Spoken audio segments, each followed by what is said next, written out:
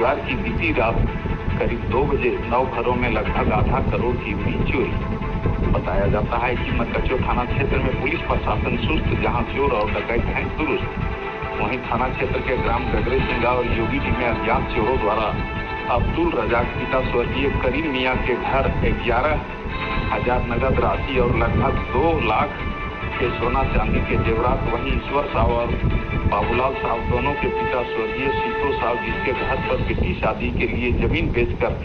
रखा हुआ 2 लाख नगद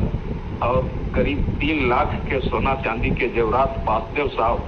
करण साहब और विश्वनाथ साहब तीनों के पिता स्वर्गीय हुला साहब के घर से लाखों के जेवरात और 40,000 नगद राशि की चोरी। रामदेव साहब पिता झारखंडी साहब के घर से लाखों के जेवरात, खिरोधर साहब पिता बंधन साहब, पंकज साहब पिता रामा साहब और कमल साहब पिता स्वर्गीय छपन साहब के घर से लाखों की जेवरात की चोरी होने की बात बताई गई है। वहीं इस तरह आज की बीती रात कुल 9 घरों में अज्ञात चोरों द्वारा चोरी कर लगभग आधा करोड़ की चोरी की घटना को अंजाम दिया गया है। 8 बजे घर मिलने पर मरकच्चो थाना प्रभारी नंदकिशोर तिवारी ने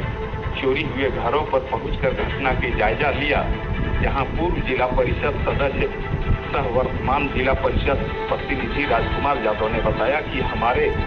ग्रामीण क्षेत्रों में कभी मंदिर में तो कभी विद्यालयों में तो कभी गरीब गुरबा और वैसे लाचार लोग जो अपनी बेटियों की शादी को लेकर जमीन जायदाद बेचकर